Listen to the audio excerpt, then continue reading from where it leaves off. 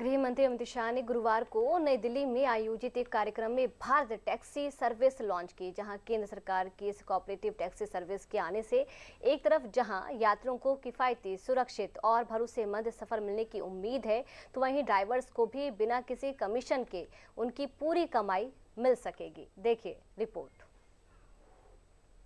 Bharat taxi के 4 मूल मंत्र हैं।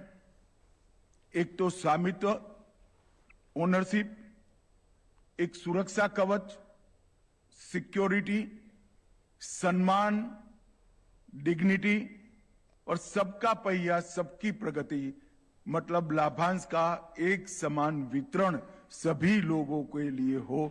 ये 4 मूल उद्देश्यों के साथ भारत टैक्सी की शुरुआत हुई है। कभी सर्च प्राइसिंग से आसमान छूता किराया, तो कभी ड्राइवरों की मनमानी, कभी अचानक राइड कैंसिल, तो कई बार यात्रियों को खराब कस्टमर सपोर्ट से होने वाली परेशानी।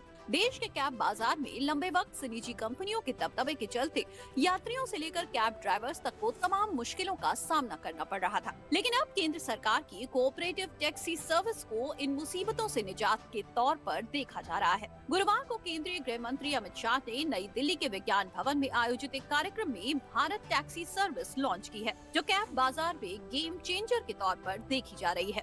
ये सेवा सरकार के सहकारिता मंत्रालय और नेशनल ई गवर्नेंस डिवीजन ने मिलकर तैयार की है। इस सेवा का इस्तेमाल करने के लिए एंड्रॉइड यूजर्स को गूगल प्ले स्टोर से और आईफोन यूजर्स को एप्पल स्टोर से भारत टैक्सी ऐप डाउनलोड करना होगा। बता दें कि ये ऐप हिंदी, अंग्रेजी के साथ गुजराती और मराठी में भी उपलब्ध होगा। सबसे खास बात ये है कि ये मेंबरशिप प्लान बेस्ड होगा और इसके तहत ड्राइवर्स को हर राइड की 100% कमाई मिलेगी। उन्हें केवल मेंबरशिप प्लान के तहत दैनिक, साप्ताहिक या मासिक आधारित चार्ज देना होगा। बताया जा रहा है कि सेवा का विस्तार दिल्ली के अलावा मुंबई, पुणे, भोपाल, लखनऊ, जयपुर समेत 20 शहरों में होगा। इसके अलावा इसमें कैब, ऑटो और बाइक सर्विस भी उपलब्ध होगी। साथ ही सभी चालकों का पुलिस वेरिफिकेशन भी होगा। वहीं ऐप में live location sharing, emergency SOS button, helpline सुविधा भी उपलब्ध होगी।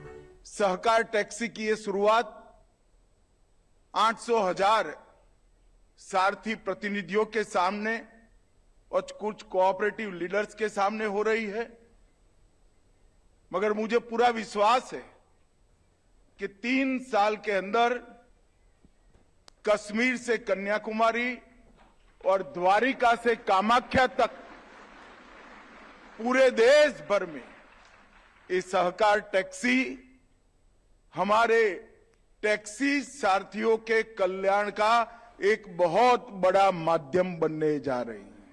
कुल मिलाकर सरकार की इस कोऑपरेटिव पहल से जहां यात्रियों को किफायती, सुरक्षित और भरोसेमंद सफर मिलने की उम्मीद है, वहीं ड्राइवर्स को भी बिना किसी कमीशन के उनकी पूरी कमाई मिल सकेगी। ऐसे में भारत टैक्सी सर्विस को निजी कैब कंपनियों के वर्चस्व को चुनौती देने वाली एक बड़ी पहल के तौर पर देखा जा रहा है।